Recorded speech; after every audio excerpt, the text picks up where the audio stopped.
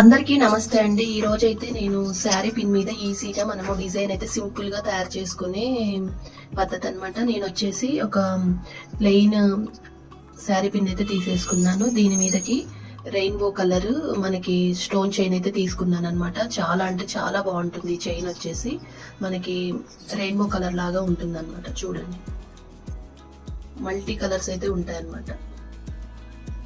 ఒకసారి లైట్ వేసి అయితే చూపిస్తాను. షైనింగ్ అయితే చాలా బాగుంటుంది.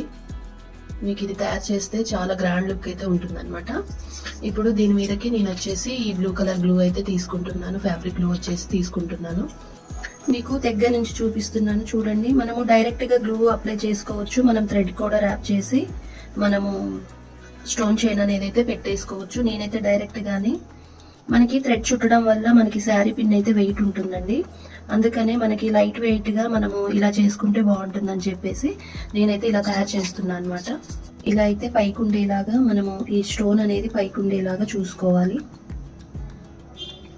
మనకి నీట్ గా దానికి అడ్జస్ట్ చేసుకుంటూ మనకి పెట్టేసుకోవాలన్నమాట.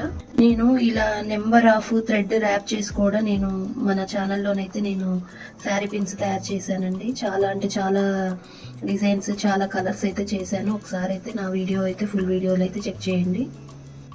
అసలు ఇది తయారు చేసిన తర్వాత అయితే ఇది చాలా అంటే చాలా బాగుంటుందండి. చాలా గ్రాండ్ గా ఉంటుంది అనమాట. షైనింగ్ అయితే సూపర్ ఉంటుంది. మనము ఇలా గ్లూ అప్లై చేసేసుకొని దీన్ని అయితే ఇలా అడ్జస్ట్ చేసుకుంటూ శారీ పిన్ని పెట్టేసుకోవాలి. ఇది నీట్ గా మనం సెట్ చేసుకోవాలండి. మనము మధ్యలోకి వచ్చేసరికి ఫ్లెక్సిబుల్ అవ్వదు కదా, అది కట్ చేసుకోవాలన్నమాట.